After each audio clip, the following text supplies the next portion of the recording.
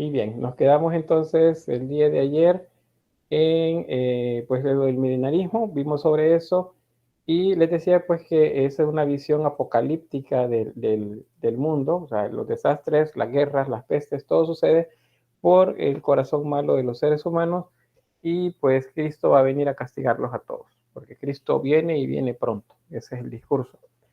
¿Qué pueden hacer para aplacarlo? Pues hacer ayuno, oraciones, tratar de conciliar a aquellos que están en guerra y hacer peregrinaciones a lugares santos. En medio de todo eso también la iglesia es donde cobraba algo que se llamaban indulgencias.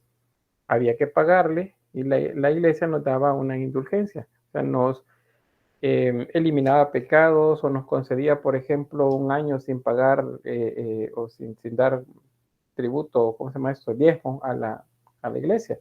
Esas eran las indulgencias. Había que llegar también a la catedral principal y entregar dinero también ahí. Si queríamos obtener alguna de las bendiciones, por así decirlo, o el perdón de los pecados. Eso es parte de lo que se llama, como les decía, la simonía. Eso es parte de los vicios que la reforma gregoriana intentó aplacar. Bien, las rutas de peregrinación hasta acá vimos, decía, son rutas que se establecen yendo de ciudad a ciudad hasta llegar a los lugares que se consideran más sagrados. En el caso de esta época del románico, ese lugar es Santiago de Compostela, en el norte de noroccidente, sería de España.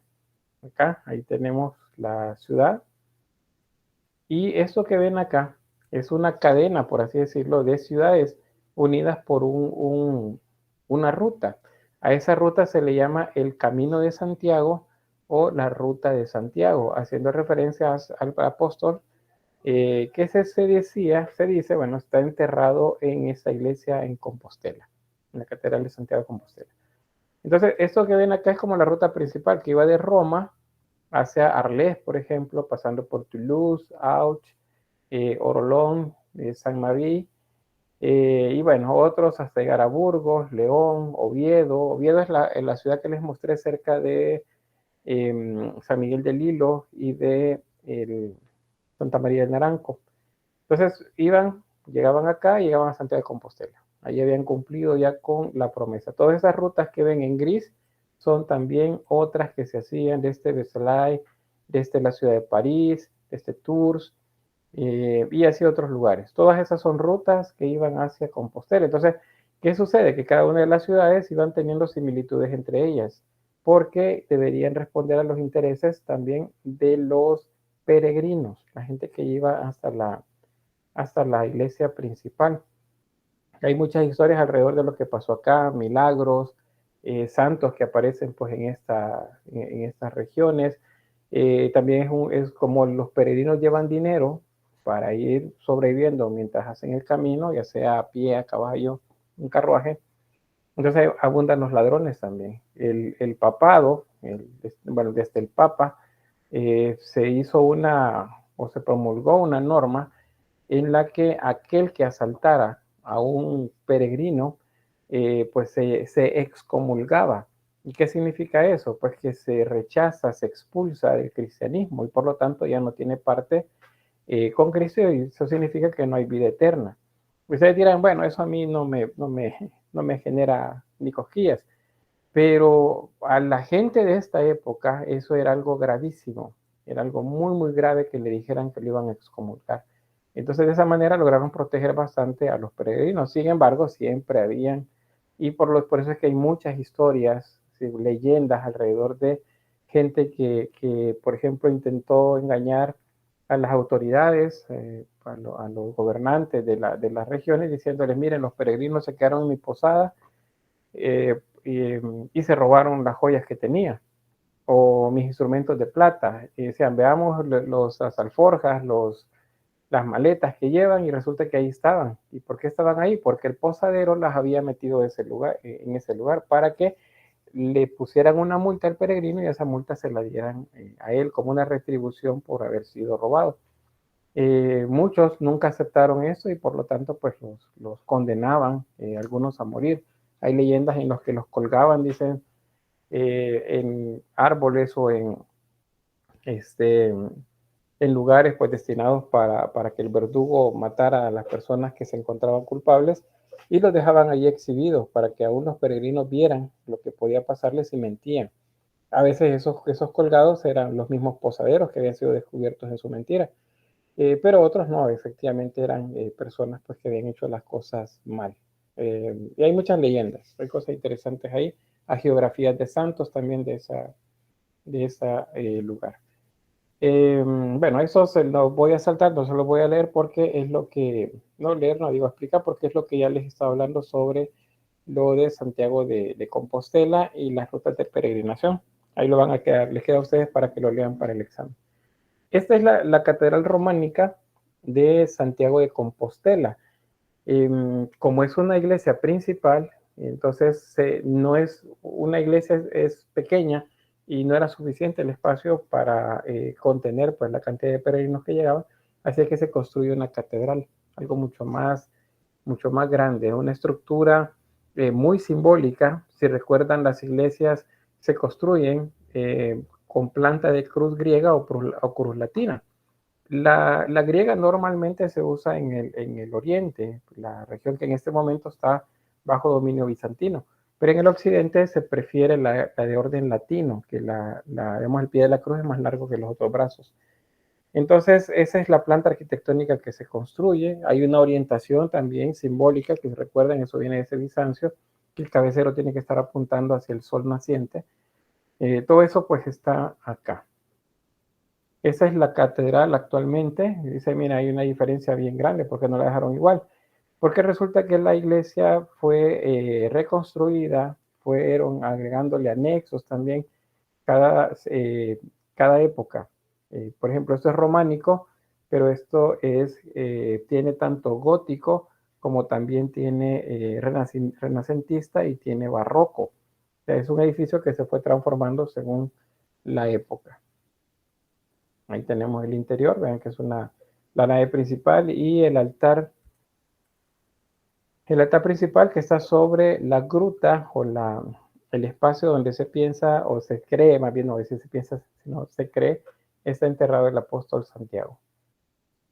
Santiago es el patrono digamos, de la región. En la época, por ejemplo, en la que los españoles vienen a invadir estas tierras con el afán de pues, llevar todo lo que encuentran acá y regresarlo a España, muchas iglesias tienen como patrón a Santiago, al apóstol Santiago. Acá en Chalchuapa, si alguien por acá de Chalchuapa, pues si se ha fijado sobre sobre la iglesia, hay una escultura de Santiago. Acá en Guatemala, por ejemplo, Antigua Guatemala, la ciudad se llama Santiago de los Caballeros y ahora es Santiago de los Caballeros de la Antigua Guatemala. Entonces, Santiago de los Caballeros, en este caso se refiere a Santiago de Compostela. Y así pues, en el Nuevo Mundo, acá en América, hay muchas ciudades que llevaban el nombre de Santiago y tienen como patrono pues a ese santo. Es por eso, porque en España era muy importante. Sobre el carácter religioso, pues acá decirles, bueno, ya lo hemos estado viendo, la Iglesia Católica es la que instruye a todos los artesanos, a los gremios de artesanos que van haciendo también para que el arte pues sea completamente alrededor de la idea de lo sagrado y que evoque misticismo. De esa forma es como las iglesias, aún al construirlas, deben hablar acerca de, de la de la teología, pues de la salvación, del proceso que tenemos nosotros de nuestra vida para llegar a la salvación.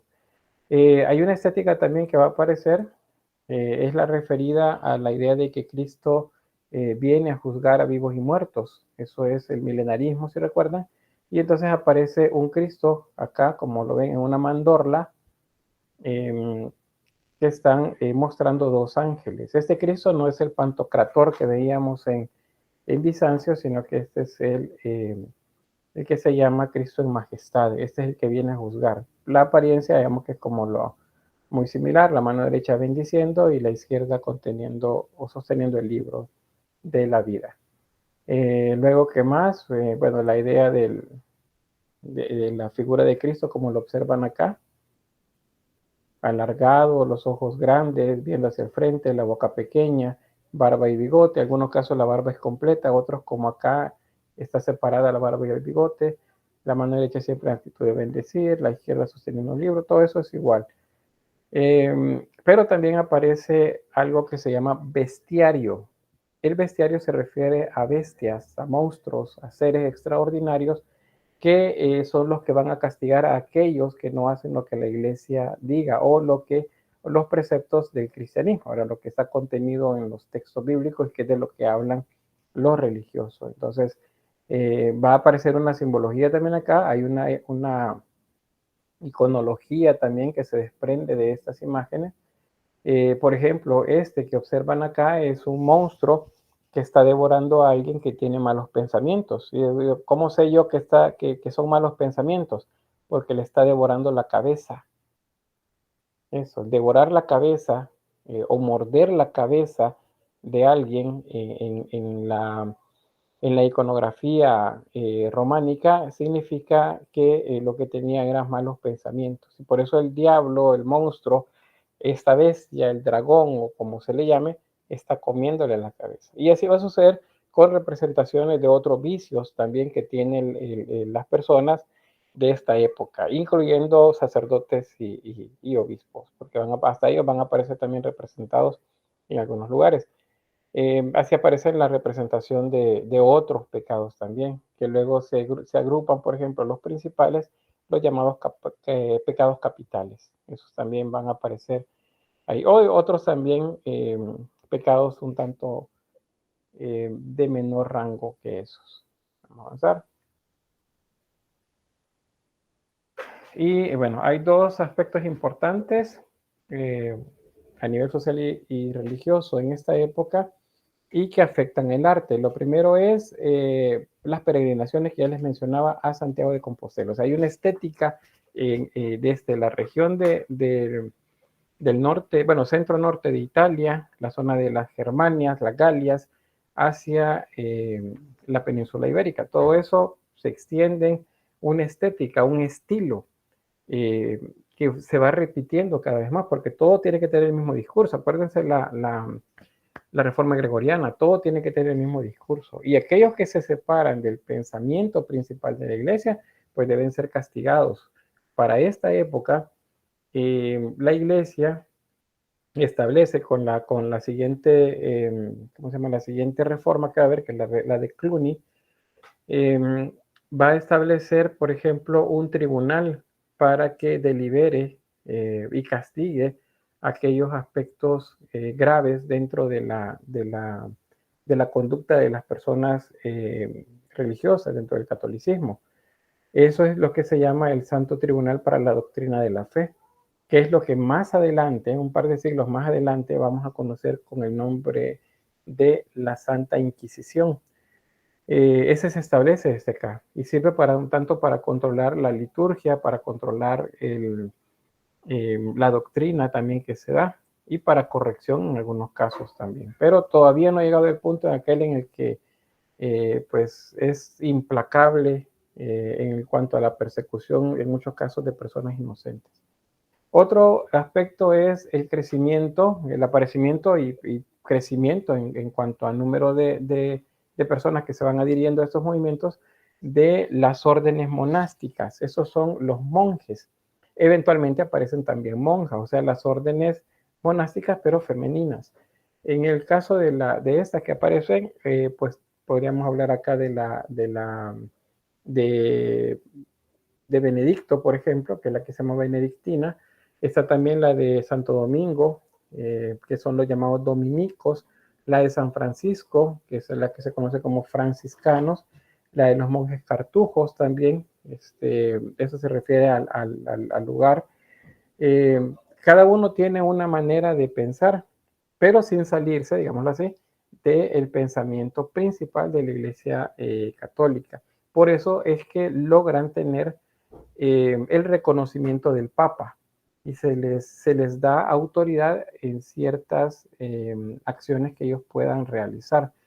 Especialmente eso tiene que ver con la propagación del evangelio, o sea, la evangelización y la conversión de aquellos pueblos pues, que no creían en Cristo. Eso es lo que aparece. Esos dos aspectos van a influir en el arte, porque en los monasterios es donde se va a generar imágenes que luego van a reproducirse.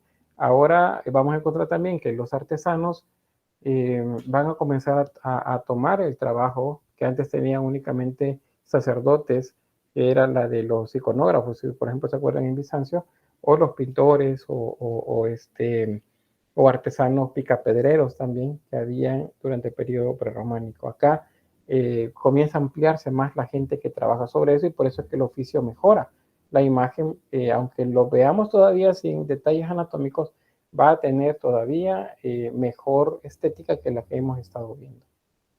Esa es la otra reforma que les mencionaba, la de Cluny. Bueno, antes quizás no hay alguna pregunta o un comentario. ¿Se va entendiendo?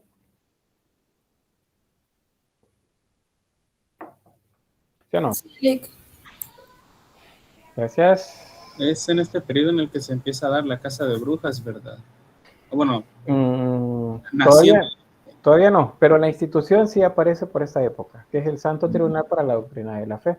Pero faltarán un par de siglos todavía para que comience eso, la cacería de mujeres principalmente, aunque también lo hubo de hombres, pero principalmente de mujeres acusándolas de herejía y de brujería. Bien, esta es otra reforma que acompaña a la del Papa Gregorio VII. En este caso tiene que ver con lo que se desarrolla en un monasterio, el monasterio de Cluny. Y acá se hace como un modelo a seguir, porque los vicios de los que hemos estado hablando, la crisis de las investiduras, la clerogamia, la simoninia, siguen dándose. Y especialmente lo de las investiduras, esa cercanía de los monasterios. ¿Se acuerdan que la estructura que les decía de los burgos, de las ciudades, era que en la misma ciudad estaba el castillo y estaba también la catedral? Pues esa cercanía la veían mala, porque entonces había una influencia cercana, directa, entre el monarca y los monjes o los sacerdotes. Entonces dijeron, bueno, no, movamos esto, llevémoslo fuera de las ciudades. Y pensaban que haciendo un tipo de educación separada del resto ¿cómo se llama? De las ciudades, los sacerdotes pues iban a comportarse de manera diferente y iban a tener un tipo de pensamiento diferente. Y así fue, de hecho, durante un buen tiempo. Pero los vicios vuelven a caer de nuevo. Es una época de crisis de fe esta. Y entonces, al final, por ejemplo, creo que por acá está esta. Por ejemplo, la regla benedictina de ora et labora, que era se reza y trabaja, así comenzaron. La vida de ellos era rezar y trabajar. Ellos tenían que producir todo lo que se consumía dentro del monasterio y tener poco contacto con el exterior, o sea, el cultivo, la recolección, la crianza de animales, el trabajo pues, con la ropa, las vestiduras, todo debía de ser resuelto dentro del convento. Pero como habían conventos, pues la gente de las aldeas seguía estando ahí.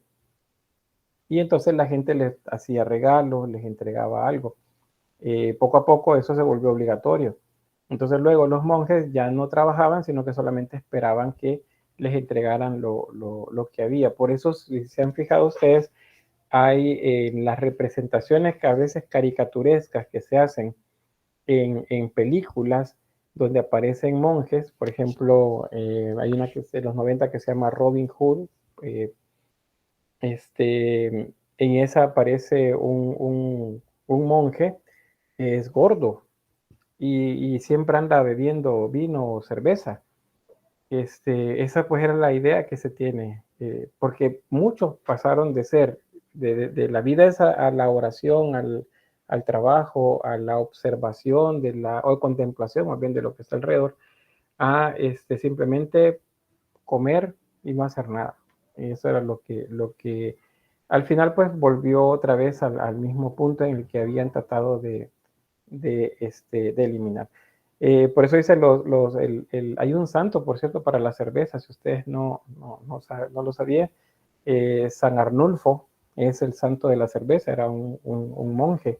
Eran los que trabajaban produciendo cerveza. O sea, la cerveza, el perfeccionamiento de eso viene desde los egipcios, pero en esta época se hacía cerveza y se hacía en los monasterios, igual que se cultivaban viñas y se hacía vino en las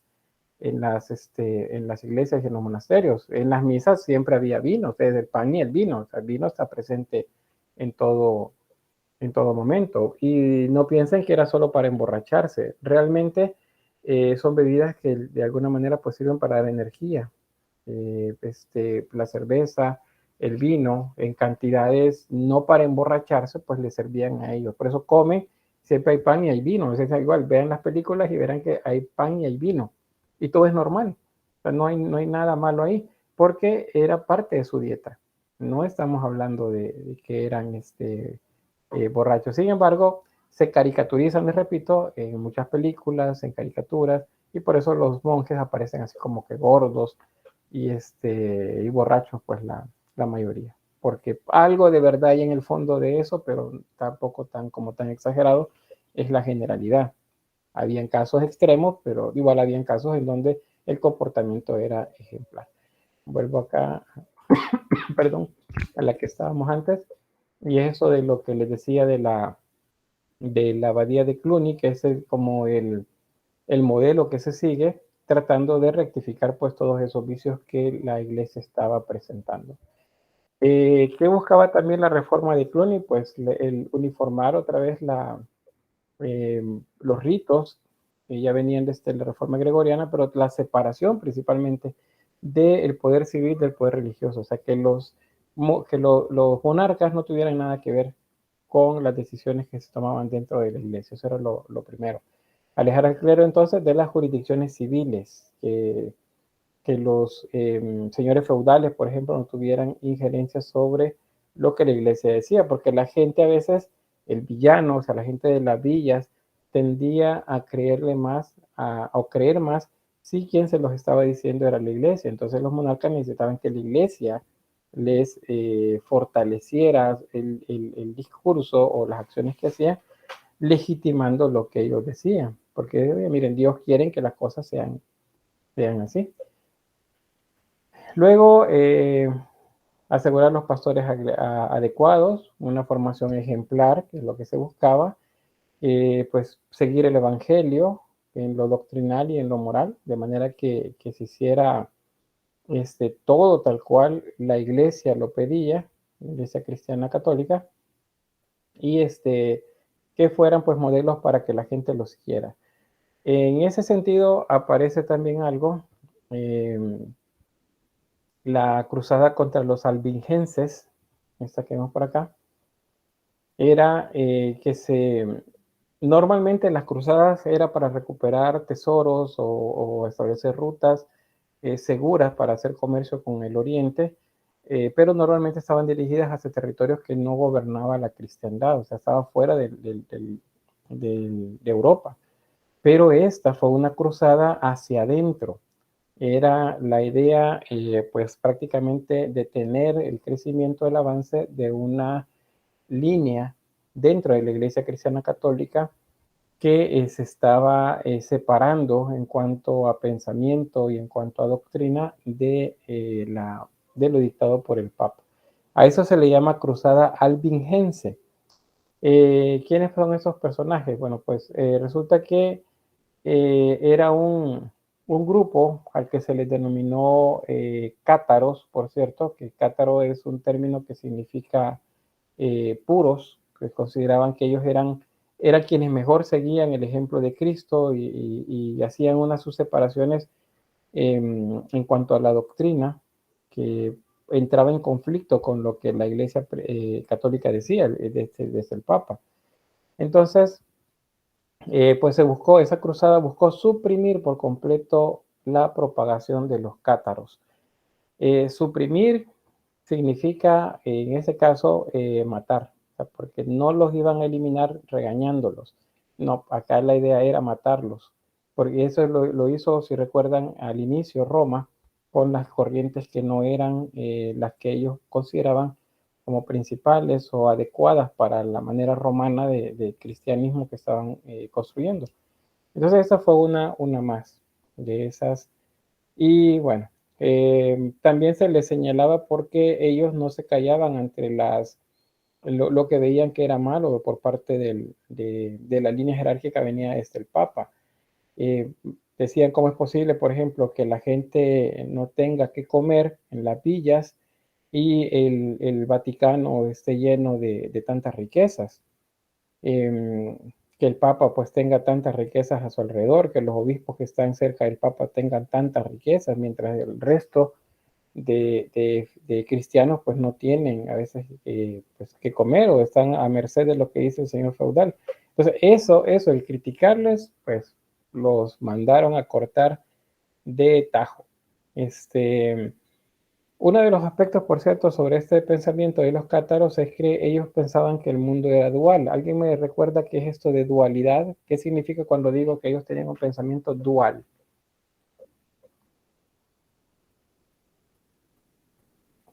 Se refiere a que no existe una superposición del bien por encima del mal o viceversa. Ambos deben mantenerse en un equilibrio para que todo pueda funcionar. Muy bien, gracias. Un personaje popular, no recuerdo el nombre, Arquímedes creo que se llamaba, que veía un documental hace mucho tiempo en Colombia, decía que filosofando, él era un lustra zapatos, pero filosofaba y decía, ¿cómo es posible que un ave pueda volar teniendo las dos alas al mismo tiempo, al mismo lado? Decía, debe tener un ala hacia cada extremo de su cuerpo lateral para poder volar. Si las dos alas están del mismo lado, ese no puede volar. Entonces decía, es necesario el bien y es necesario el mal. Esa es dualidad. Reconocer que lo dual es parte de la vida, eso va en contra de lo que el cristianismo enseña, porque, ¿qué es lo que les han enseñado a ustedes en una formación cristiana? ¿El bien y el mal están correctos? O sea, las dos cosas pueden existir o no. ¿O hay algo en particular que se debe hacer? No, básicamente el bien debe estar siempre por encima del mal. Y o debería ser eliminado, véase, no debería existir, o de existir tiene que ser siempre combatido. Muy bien, Briseida creo que me pidió palabra. Sí, lo siento, perdón compañero, pensé que habías terminado de decirlo. No quería interrumpir. Sí que a nosotros nos enseñan que el mal tiene que ser erradicado, no de una forma de que el bien y el mal tienen que coexistir armoniosamente, sino que el bien tiene que ser superior al mal. Correcto. Eso significa entonces que el cristianismo no es dual. El cristianismo prevalece el pensamiento en el que el bien es el que debe de existir y el mal no. Sin embargo, ustedes leen Antiguo Testamento, les recomiendo el libro de Job, por ejemplo, y ahí se muestra pues que la convivencia entre el bien y el mal estaban presentes en ese primer pensamiento más antiguo en ese caso del judaísmo. Por ejemplo, cuando dice que Dios reúne a todos sus hijos, entre estos el mal, o sea, el Luzbel, Satanás, como le quieran llamar, y todavía le pregunta, ¿de dónde vienes? Y él dice, recorrer el mundo. Y entonces le pregunta, ¿ya viste a mi siervo Job? Todo lo que hace y todos los ritos que hace a mi favor y todo lo demás. Y entonces le dice, sí, pero es que siempre le has dado todo. Déjame, permíteme que lo toque, le dice, y entonces vas a ver cómo reniega de ti. O sea, le pregunta, le pide permiso el diablo, digamos en los términos que nos manejamos ahora, a Dios si puede hacerle mal a alguien. Y Dios le da permiso que lo haga. Y así repetidamente hasta que por último Job de verdad se hastía y dice, bueno, mira aquí qué pasa, yo te he dado todo lo que me has pedido, todo entrego hasta de más, y por qué me sigues permitiendo que me sigue tocando el mal. Y ahí es donde Dios hace ¿cómo se dice? Como una aclaratoria a Job y le dice, mira, aquí el que manda soy yo. ¿Podés hacer esto, esto y esto? Le dice, y Job le dice, no. Entonces, solamente hay que aceptar. Ahí es donde se muestra que se prevalece esa idea de la dualidad pero también la prevalencia del bien. Entonces, léanlo pensando en eso, hablando de Job, y van a ver que se va a entender un poquito más sobre esto de la dualidad. Pero bien, volviendo a los cátaros. Los cátaros pensaban entonces que el bien y el mal es necesario, y decían, la parte buena de nosotros es el alma, y esa viene de Dios. La parte mala de nosotros es el cuerpo, y ese viene del mal. Hay mal en él, o sea, ¿qué sería? Las sensaciones, todo aquello que experimentamos carnal, eso viene del mal. Entonces nuestro cuerpo no es algo bueno. Entonces como dijera, no pensaban en darle placeres, por así decirlo, al cuerpo, en comer bien o cosas por el estilo, o vestirse bien y todo eso, sino que ellos tenían una manera bien particular, un tanto alrededor de la pobreza, la desnudez también para ellos no era como mucho problema, y por eso se les decía pues que eran herejes, que estaban en contra de los preceptos de Dios. Y por eso fue pues que los mandaron a matar a todos. Eso es la cruzada albigense, que se da en el siglo XIII, que es del 1209 a 1244, y pues que hay bastantes registros en los códices, donde se muestra la imagen, pues en los que pues van semidesnudos, y los llevan soldados, porque los van a ir a matar, no los encarcelan. Hay hay un castillo que fue el último lugar en donde se refugiaron los cátaros, se llama Monsegur, y pues sitiaron el lugar durante varias semanas, hasta que al final pues terminaron por entrar, los tomaron todos prisioneros, los mataron y los quemaron. Entonces es una de las últimas matanzas que realizó el cristianismo católico, en función de eliminar una corriente cristiana que no le parecía. A la fecha todavía se considera pues uno de esos errores grandes del cristianismo, y a ellos se les considera, a los cátaros, como mártires del amor, se dice, por pues haber eh, padecido pues a razón de simplemente tener una visión diferente del cristianismo. Bien, ¿se entiende? ¿Estamos bien hasta ahí? Chile. Bien, voy a quedarme entonces hasta acá. Tenemos la grabación.